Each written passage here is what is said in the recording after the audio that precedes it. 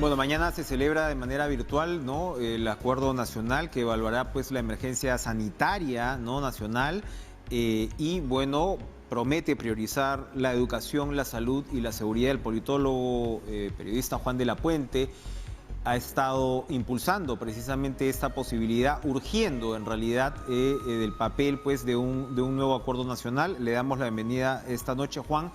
Un gusto conversar contigo, pero antes quería comentarte digamos, esta imagen que provoca el contraste que hemos tenido con nuestros dos anteriores invitados. De un lado, las grandísimas limitaciones también en términos culturales, ¿no? Que pueden explicar en parte, ¿no? Los problemas y la foto que tenemos ahora con más de 1.300 muertos, incluso por encima pues, de algunos de nuestros vecinos, muy por encima de algunos de nuestros vecinos, pero por el otro lado, la fortaleza económica que estaba describiendo, o macroeconómica si quieres, o de posición crediticia en el Perú ante el mundo financiero, ¿no? Que todavía pues, le puede dar un margen.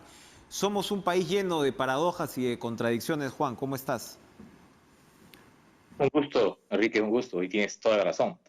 Y esta paradoja también se nota en el hecho de que mucha gente desborda el aislamiento y la emergencia. Así es. A mí me ha sorprendido el dato que brinda la encuesta de IEP del domingo pasado, publicado en La República, que señala que hay un 51% de peruanos que le temen más al hambre que al coronavirus.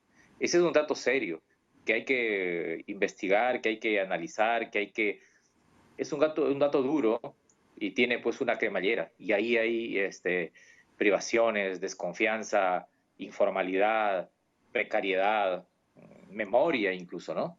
Ujú. Tú señalabas en una entrevista reciente que otro contraste precisamente que abona hacia lo malo es que hay de repente un sector importante de la población más populoso, en zonas pues con mayor necesidad, que precisamente describe a lo que señalas, que la gente en medio de todas sus limitaciones ha salido por una necesidad económica, pero que en otro lado, de otra parte, en zonas más residenciales, que también de alguna manera generan opinión, porque es desde donde emana un poquito pues el tema mediático, se subestima la importancia de la emergencia. Eso también juega en contra nuestra. Sí, entre el miedo y la soberbia, ¿no? Porque una cosa es que salgas a comprar casi todos los días porque no tienes refrigeradora y no puedes darte el lujo de comprar para 10 o 15 días. Y otra cosa es salir porque quieres respirar, mirar el mar, ¿no? O quieres hacer footing o comprar un par de jabones en el supermercado. Y eso tiene que ver con la nueva normalidad. Yo creo que la nueva normalidad ya está aquí, ¿no? Ya está aquí. No es una normalidad nueva que nos diferencie, que nos iguala, nos diferencia. Hay una manera de vivir esa nueva normalidad y hay otra manera también de sobrevivir. La misma distancia social es una nueva normalidad. Y he visto ahora el decreto supremo que ha publicado el gobierno para la reapertura de estos cuatro sectores.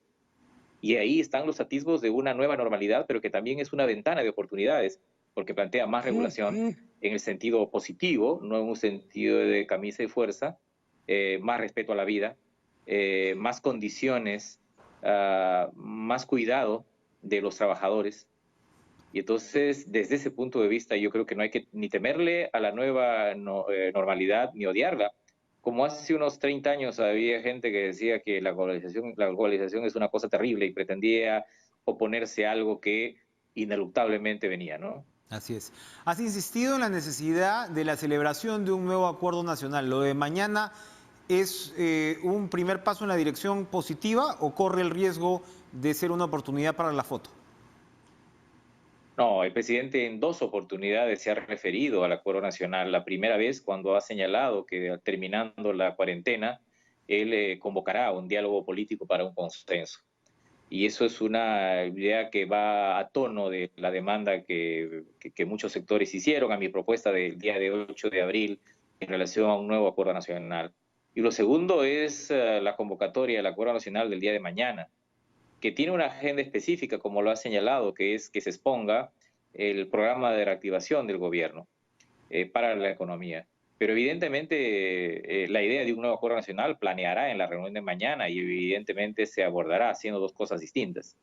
Podría llamarse de como se llame, un nuevo pacto, un nuevo compromiso, un nuevo consenso, pero es evidente que el Perú necesita un futuro compartido para rebajar precisamente expectativas, para hacer que esta nueva normalidad no nos diferencie en todo o no nos haga más desiguales. Y además porque ya se advierte en otros países que han levantado las cuarentenas que aparecen presiones sobre congresos y sobre gobiernos porque se arman, se organizan coaliciones distributivas para arrancar un pedazo del futuro, ¿no? Y eso me parece que debería ser respondido desde una visión unitaria de acuerdo, ¿no? ¿Quién se sienta en esta nueva mesa? Son dos preguntas muy importantes. ¿Quién convoca y quién se sienta? Ujú. El presidente de la República es un activo en esta crisis. Tiene 80% de aprobación. Claro, no es para ni sobreestimar ni subestimar, porque un 80% de aprobación no solo está hecho de respaldo, también de demanda, de expectativa, también de esperanza, también de reclamo, también de confianza. Y esto tiene que ser bien usado. Y entonces, si el presidente decide convocar a un nuevo acuerdo nacional, yo creo que ahora hay tres grandes sectores que deberían incorporarse. Hay una sociedad civil vigente, igualmente grande, donde están los empresarios de las iglesias, los trabajadores, están las mujeres, el movimiento Mujeres, que es el movimiento más importante de los últimos 10 o 15, 20 años en el Perú. Están los 9 partidos que forman parte del Congreso y que han recibido el bautizo de las urnas, está el gobierno. Esos son los tres sectores. Y bueno, y yo creo que está la academia, que no estuvo en el acuerdo, no está en el acuerdo nacional. La academia es muy importante por no solo su capacidad de diagnóstico, sino de plantear innovaciones. Las instituciones financieras también. Yo incorporaría al debate sobre el futuro del Perú, por ejemplo, a los bancos. Es mejor tenerlos sentados a conversar con ellos que tenerlos al frente mutuamente. Y entonces me parece que eh, es muy importante porque un pacto no es un documento, un Bien. pacto sobre todo. Juan, Y vamos a en hacer... Perú, va- eh, la adquisición de un medio en el tenemos unos problemas, Juan, tenemos unos problemas, precisamente es muy interesante lo que estás diciendo, así que la señal tiene que estar perfecta. Vamos a hacer una pausa y regresamos de inmediato con esta propuesta de nuevo acuerdo nacional. No se vayan.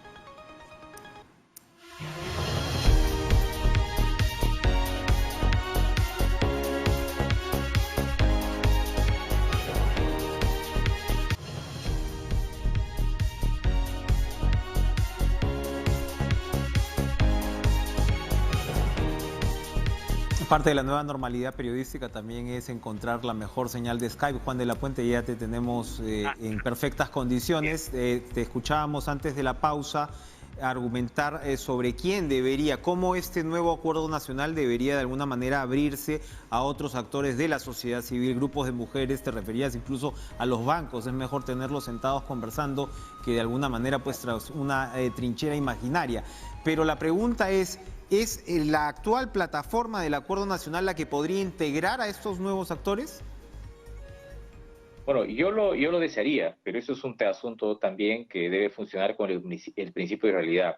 La verdad es que el Acuerdo Nacional actual son tres cosas.